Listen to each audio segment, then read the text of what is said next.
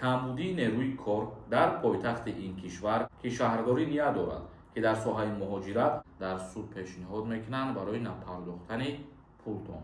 Ассалому алайкум ба ҳама нафарҳое ки ҳама рӯза видеоҳои моро тамошо мекунед. Сергей Собянин дар мавзӯи муҳоҷирон чӣ гуфт?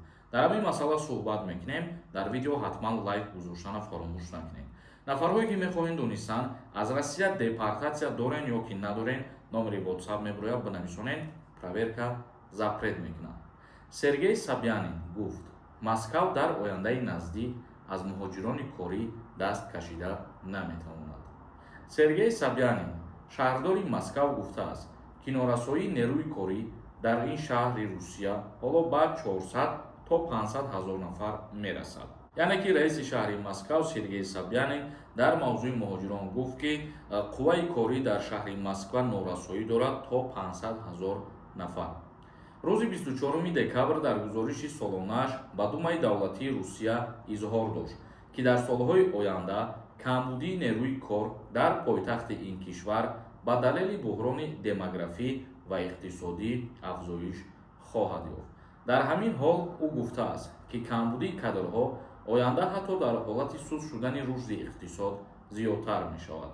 Шаҳрдори Москав ишора кардааст, ки сарфи назар аз душвориҳои мавҷуд, муҳоҷират ба рушди Москав соҳаи назаррас дошта то 5-6% маҷмӯи маҳсулот дохилиро таъмин мекунад. Ба гуфтаи ӯ, коҳиши бо суръати теъдоди муҳоҷирон метавонад ба болоравии сатҳи таваррум ва душвортар шудани мушкилии камбудии кадрҳо дар соҳаи калидӣ ба шумули саноати соҳаи мудофиа оварда расонад. Сергей Собянин илова кардааст, ки шаҳрдорӣ ният дорад, ки дар соҳаи муҳоҷират пай дар пай тартибот ҷорӣ карда. Яъне ки Сергей Собянин дар гузориши солонаи худ ба Думаи давлатии Федератсияи Русия пешниҳод кард ва таъкид карда гуфт, ки дар соли оянда агар ки ҳамин хел депортатсия кардани муҳоҷирон ва кам кардани муҳоҷирон зиёдтар ки шавад, шаҳри Москва низ махсус ба мушкилиҳое дучор мешавад аз нарасидани қувваи корӣ. Яъне ки муҳоҷирон дар шаҳри Москав махсус низ то 500 ҳазор нафар айни ҳол лозим мебошад, ки кору фаъолият бикунанд. Ба ҳамин хотир Сергей Собянин гуфт, ки мақсад муҳоҷирон бояд ки ба Федератсияи Русия ҷалб карда шаванд ва як тартиботу як чорчӯбаи худша ба роҳ монда шавад, ки мақсад дар доираи қонун зери назорат муҳоҷирон кору фаъолияти худшона идома бидиҳанд. ира суханронира таъкид карда қайд карда гузашт шаҳрдори Москва. Ибоди як информатсияи нав аз ҷониби Сергей Собянин дар бораи муҳоҷирон. Комментарияҳои шуморо хонда ва саволотон ҷавоб мегардонем.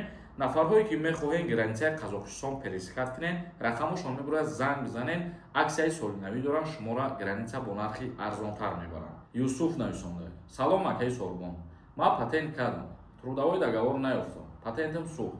Ман Тоҷикистон рафтам, баъди чанд қапас метавонам Россия барам, бо документ бикунам. Пешакӣ ҷаҳони сипос. Зинда ва сарбаланд бошед бародари азиз. Барои патент гирифтан ба назар дошта бошед, шумо дар ҳолати анӯрӣ ровайт шудани патент 1 сол пас шумо имконият доред, ки аз сари нав патент бигиред. Як нафари дигар нависонда: салому алайкум акаи Сорбон, ҳамин масъалаи корона чӣ хела лиҳози қарздор бошед 2022 судам метанад? Бале, дар ҳолате ки агар шумо қарза пардохт накарда бошед, умуман баъзе ҳолатҳое ҳастае ки дар суд пешниҳод мекунанд барои напардохтани пултон. Али Абдулло нависонда: салому алайкум, чорни списка чӣ хел фаҳмем ака?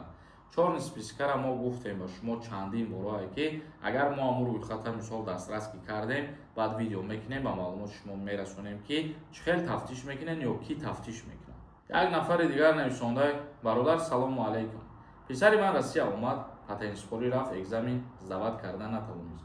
Тоҷикистон рафт, экзамен здават кард, сертификат гирифта метавонад, биёяд патентсупора. Сертификати донистани забони русиро агар дар назар дошта бошед, дар Федератсияи Русия махсус ҷойҳои давлатӣ муқаррар кардагианд, ки мақсад танҳо аз ҳамун ҷо ҳамин сертификата метиҳанд. Дигар ҷойҳое ки буд ғайри давлатӣ дастрас мекарден сертификата, мисол пул медодену сертификат медоданд, ҳозир ӯ ҷоҳо нестае дигар. Усмонов нависонда: салому алайкум, 1 январ Тоҷикистон мерам, гашта медарорам, патент дорам, платит кардагӣ, бо аз 26 патент атмен мешавад. гуфтагӣ гапҳо шунидам. Ин ростае. Дар бораи аз байн рафтани патент ҳозир не ягон гап несте ва ҳамаи ҳуҷҷатҳои шумо 100% ки боша аз Россия баромаден, обратно ворид шиданда ва имконияти ворид шудантон зиёдтар ҳасте. Як нафари дигар нависондае ки гапҳои дурӯғ назанӣ, аз худо битарс. Охир баъза инами ту бадбахти бесавода ман ҳайрон мешавам ки дар куҷо гапҳои дурӯғ мезанем.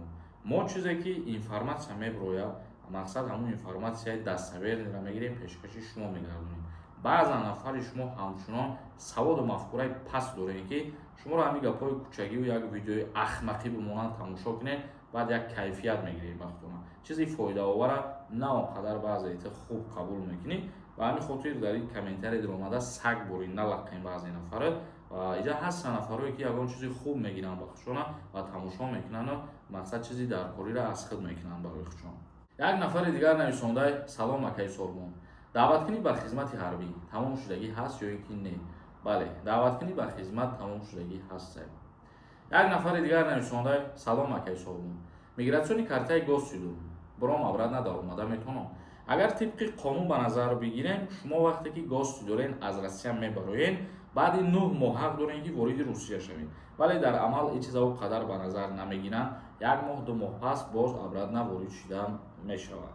Юсуф нависонда: Ассалому алейкум. 100% WhatsApp уже кор намекунад. Мо гуфтестем ки ҳар чизе ки информатсияи даставерне мо видео мекунем ва мардуми ба ақл моро хуб мефаҳману гӯш мекунанд. Наимов нависонда: Акаи Сормон, илтимос номеро дар корай. Савол дошта бошед дар ҳамин комментария бинависон бародари азиз, иншааллоҳ ки ба саволо ҷавоб мегардонем. Зубай ҷинди нависонда: Салому алейкум акаҷон.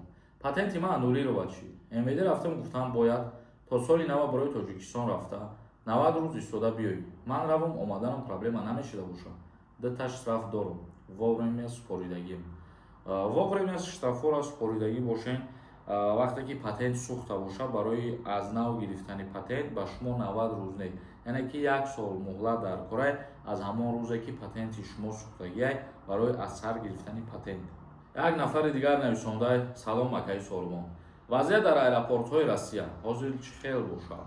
Вазъият дар фурудгоҳҳои Русия чӣ хеле ки буд ҳамон хеле. Яъне тафтиш дар назар дошта бошен, то ҳозир ин чиз ҳастай ва ин чиз идома ёфтестай. Як нафари дигар нависондаи салом акаи Сормон. Границаи Қазоқистон меган баъди соли нав маҳкам мешавад. Ҳамин гап рост бошад? Не. Дар бораи маҳкам шудани границаи Қазоқистон ягон информатсия нест ва чӣ хеле ки буд ҳамон хеле мардум рафту омад кардестиянд бародари азиз. Ҳар чизе ки информатсияи аниқ шид насиб боша, худо розӣ боша, мо баъдан сразу видео мекунем, гап мезанем, барои шумо хотиррасон мекунем. Зинда ва сарбаланд бошен. Барномаи имрӯзамонро ҷамъбаст мекунем. Саволотон бошад дар комментария бинависонед, насиб дар видеои оянда ҷавоб мегардонем. Худованд ҳамаи мо шуморо нигаҳбон бошад.